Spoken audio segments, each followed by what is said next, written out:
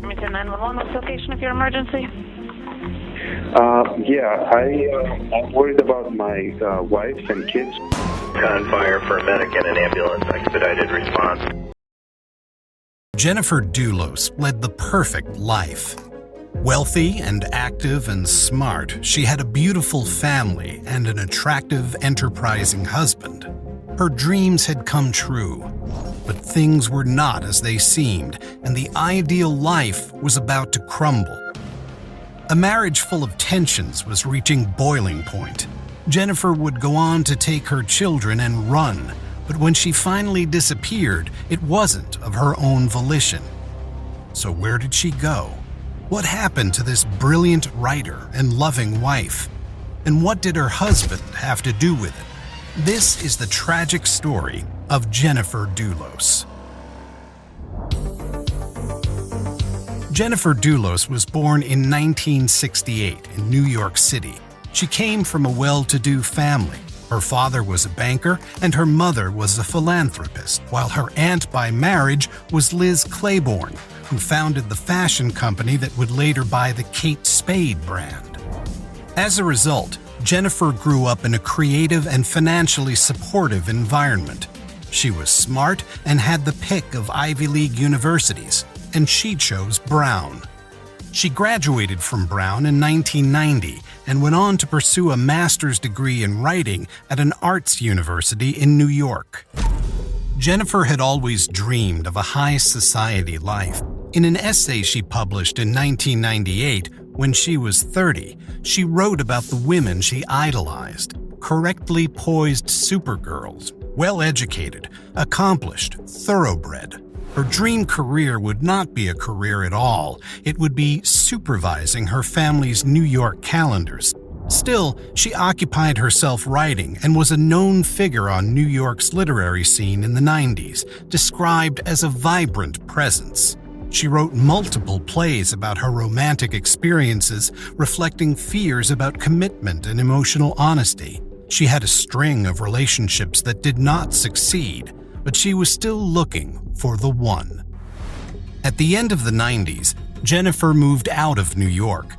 She had no more romantic luck in the countryside, and her ideal life began to feel more of a distant dream. Little did she know she'd already met the man of her dreams, the man who would become her husband. Fotis Dulos was Greek, born in Istanbul in 1967. At the age of 7, he and his family had moved to Athens, but he wanted more. In a piece of personal writing, he said he wanted to get exposed to societies and cultures beyond his own country. He was smart and ambitious, and this ambition led him across the Atlantic to Brown University, where he began his degree a year before Jennifer did. Jennifer met Fotis in her first week at Brown. They had chemistry, but it didn't go anywhere. Jennifer was settling into her exciting new life, and Fotis was preoccupied with his existing romances. He graduated in 1989 and went to Columbia for his MBA in finance. In 2000, he married another Brown graduate, Hillary Aldama. Hillary was also ambitious, a lawyer and a writer, but this led to friction in their relationship. Fotis was indeed living a successful life. He was a manager at a technology consulting firm and sought the high life wherever he could. A friend said everything with him had to be the best ski equipment, the Porsche. He was also highly athletic, early to the 2010s wellness trend. Jennifer had been a competitive squash player and continued to enjoy running. They had a lot in common, and with Fotis' marriage to Hillary on the rocks, it was no wonder that sparks flew when Fotis and Jennifer ran into each other at the airport in Aspen in 2003. A year later, January 13, 2004, Fotis emailed Jennifer. His divorce from Hillary was in progress, and he wanted to meet up with Jennifer. He wanted to breathe life into the connection they'd always shared since they first met at Brown in 1986. Jennifer described him on her blog as this young man I'd always liked. We had a special chemistry together, always, something special and precious, and we were careful to be careful with one another until lightning finally struck. In 2004, a month after Fotis and Hillary's divorce went through, Jennifer and Fotis were married in Manhattan. The divorce was settled amicably, but Hillary was glad to be out of it. No one could have known how Fotis's second marriage would end. Jennifer certainly didn't. She thought she was getting everything she dreamed of: a supportive, athletic, and attractive husband, a large family, and a life of luxury to go along with it. The couple moved to picturesque Farmington, Connecticut, and there Fotis started his own business with the financial backing of Jennifer's banker father. In Connecticut, Jennifer struggled to make new friends. She socialized mainly with Fotis's friends and participated in his hobbies like water skiing, though she hated it. Her own interests, such as writing, were set aside, and her unfinished novel manuscript went into a drawer to collect dust. Fotis had a very chaotic working method. A friend described him as a last-minute shooting for the deadline kind of guy. Meanwhile, they were both getting stressed under the pressure to have children. They both wanted to conceive, but they were struggling. They turned to medical intervention, and finally Jennifer gave birth to twins in 2006. But this heralded a new era of their relationship, and the beginning of its decline.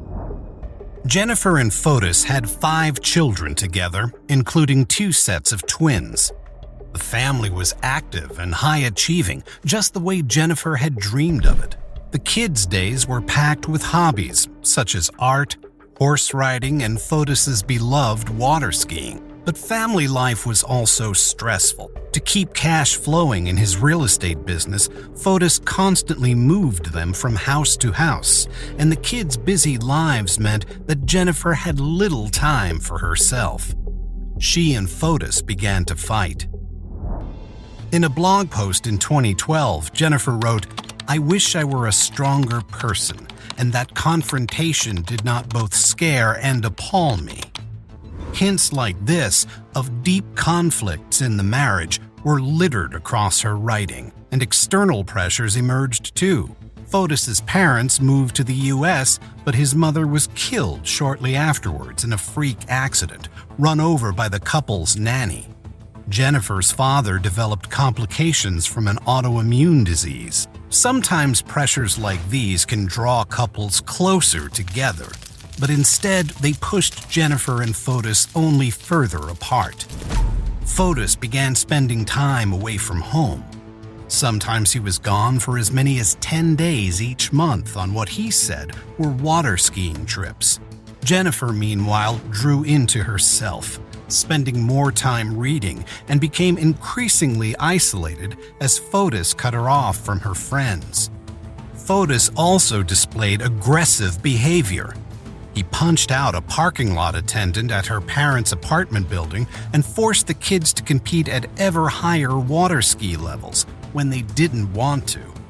Jennifer wrote, "They are physically and emotionally exhausted and have begged me to do something about it. We are all terrified to disobey my husband." Things came to a head in 2017. Jennifer's father died, and it was amidst her grief that Fotis told her he was having an affair. His mistress was a Venezuelan woman named Michelle Troconis. Born in 1975, Michelle was a marketing and PR manager for high-end resorts, an advanced skier with ambitions to rank in the top 50 water skiers nationwide. Just the way Fotis and Jennifer had felt an instant attraction when they reconnected in 2003, so too did Fotis and Michelle now realize their similarities, and Fotis cast Jennifer aside. Fotis told Jennifer he'd fallen out of love with her. He said he still wanted to remain close with her and the children, however, and did not want them to move. He even suggested that Michelle could move into their mansion, which was plenty large enough to host all of them together.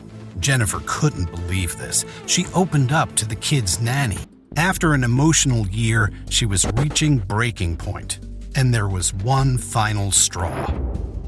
Jennifer and Fotis had an agreement not to bring guns into the home for the sake of the kids. Yet around this time, Fotis bought a 9mm Glock. Jennifer learned this not from Fotis himself, but from their children. Fotis had shown the gun to the kids before telling Jennifer he'd bought it, so breaking their agreement. The introduction of a deadly weapon into an already conflicted household worried Jennifer, so she made a plan to move out secretly. Under the cover of night in June 2017, she piled the kids into the car and drove them to a new home in New Canaan. Fotis was furious. He called 911. I'm worried about my wife and kids because they left to go to New York, and I haven't been able to get in touch with them. But nothing bad had happened to Jennifer. Not yet. The next day, she filed for divorce. In the filing, she wrote, "I know that filing for divorce and filing this motion will enrage him. I know he will retaliate by trying to harm me in some way." She mentioned Fotis' affair with Michelle and alleged he had threatened to kidnap their children if Jennifer did not agree to his terms. The couple were given temporary joint custody while the divorce was settled, but Jennifer made multiple requests for emergency sole custody. In March 2018, this was granted, as a judge learned that Fotis had been seeing the children in the presence of Michelle, which was not allowed, and telling them to lie about it. Fotis had lost custody of his children. He also felt undermined and emasculated. He claimed Jennifer had told the kids, "Your father likes Farmington because he is not that smart. Successful people live in New Canaan." On top of all this, he was losing money. Upon Jennifer's father's death, her mother sued Fotis for the loan he'd been given for his business, at least $1.7 million. The pressure was escalating, and the outcome of the divorce looked like it would be humiliating indeed. In May 2019, relations had soured even further. A family dog was dying of a terminal illness, and Fotis and Michelle wanted the kids to visit to say goodbye. Jennifer didn't trust Fotis even this far. She wouldn't let the children go. An employee of Fotis witnessed Michelle's resulting fury. It was not long after this that Jennifer Dulos went missing. On May 24, 2019, Jennifer was seen dropping the kids off at school in New Canaan at around 8 a.m. She was then seen by a neighbor's security camera returning home at 8:05. She had 2 doctor's appointments scheduled for that day in New York City, an hour away, one at 11 a.m. and one at 1 p.m. She did not turn up for either appointment.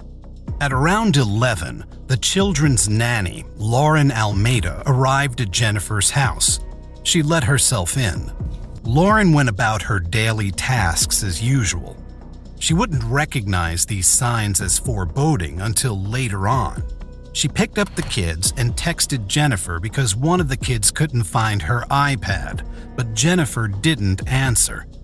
They were supposed to be meeting Jennifer at her mom's apartment in Manhattan, but Jennifer never showed up. Lauren called around to Jennifer's friends. No one had seen her. Upon learning that her boss hadn't turned up to her appointments in New York and hadn't been seen since 8 that morning, Lauren called the police. The police found blood spatter on the floor, door, and a wall in the garage. There was also blood on the exterior of the Range Rover and in the kitchen. When they DNA tested this blood, they found it was all Jennifer's. All of it except the blood on the kitchen faucet, which was a combination of Jennifer's and Fotis's. Someone had tried to clean up the blood, which was why Lauren hadn't noticed any, and why there was so little kitchen roll left. Jennifer's Suburban was found parked behind Waveney Park in New Canaan that night. On May 26th, the police commenced a search of the 300-acre park. As the days passed without any sign, they extended their search, looking in the vicinity of Fotis's properties. When a wife goes missing, the husband is always the first port of call.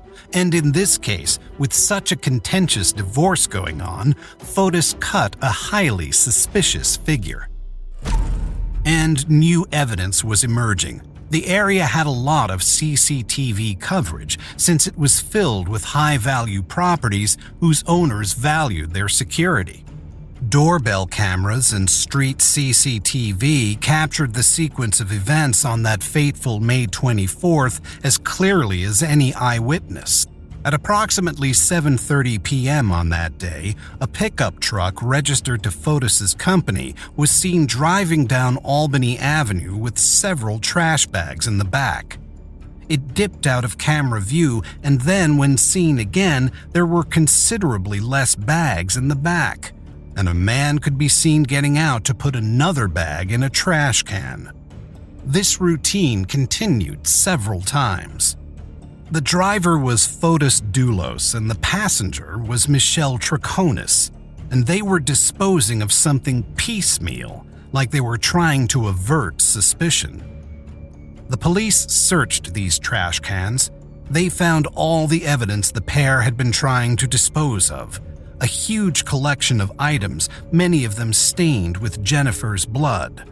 The items included cleaning materials, Jennifer's clothes, and zip ties.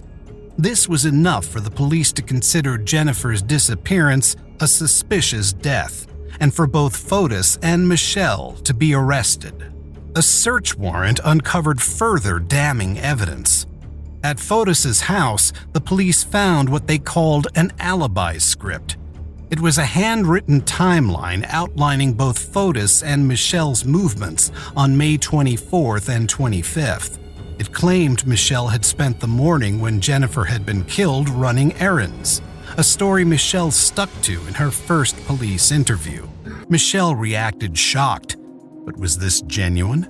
She invented a story about the timeline being a request from Fotis's lawyer, but it omitted their trip dumping trash on the evening of May 24th, when they'd been seen clearly on CCTV.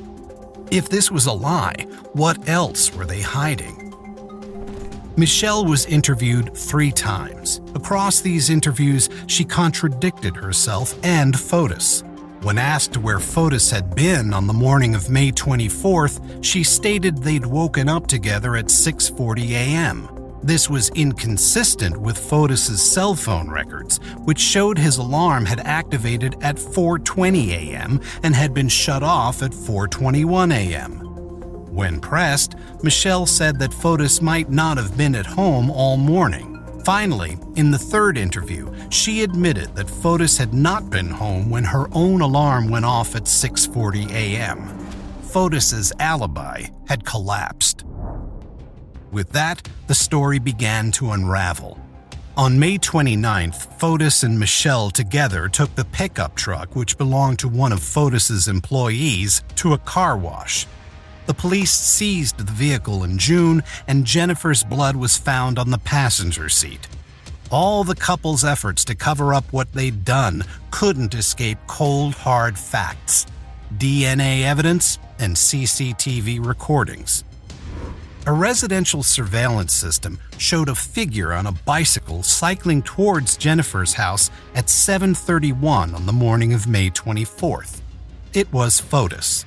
Another surveillance camera caught the pickup truck driving towards that area and parking in a turnoff behind Waveney Park, the same turnoff in which Jennifer's Suburban would be found later that same day. The truck bed was at that point empty. At 8:05, Jennifer arrived home, and at 10:25, her Suburban was seen driving away from her house, but it was not Jennifer who was driving it. In those 2 hours and 20 minutes, Jennifer had been murdered. What exactly she was subjected to by her soon-to-be ex-husband, we don't know. Her body was never found, but prosecutors believe that Fotis restrained Jennifer with zip ties around her wrists and ankles before stabbing her. The weapon has also not been found. According to prosecutors, Fotis used the 10 missing rolls of kitchen roll to clean up Jennifer's blood. They then loaded her body and his bike into the Suburban and drove them over to the turnoff where he'd left the pickup. He transferred his wife's body into the pickup truck alongside his bike and left her car there with the lights on, as if to imply she'd been abducted in a hurry. It was becoming clear what Fotis and Michelle had done, possibly with the assistance of some of Fotis's colleagues. Fotis's legal team became desperate. They suggested that Jennifer could have executed a Gone Girl-style disappearance, in which she framed her husband for murder as revenge for her infidelity. This defense drew on her blog, which painted a convenient picture of a marriage in decline and a wife in fear for her life. But this fictional defense could not hope to counter physical evidence. And Fotis was lacking in sympathy. He already had another girlfriend living with him, Anna Curry.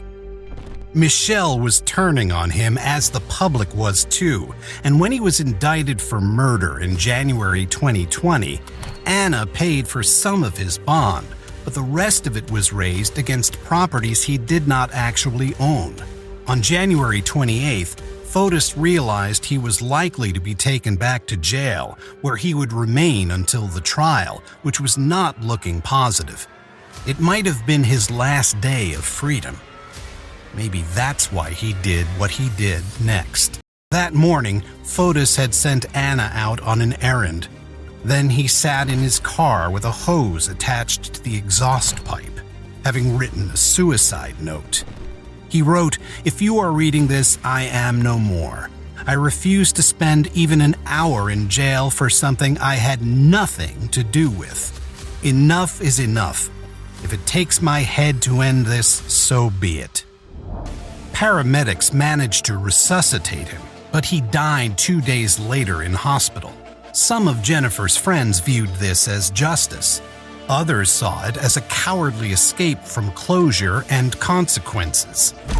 But Michelle remained alive and had also been indicted in January, alongside Fotis's former attorney, Kent Mawhinney, who'd been mentioned in both alibis.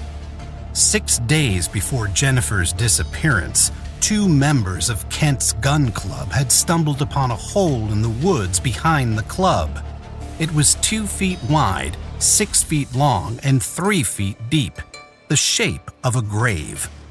There were 2 unopened bags of lime in it. Lime can be used to decompose a body.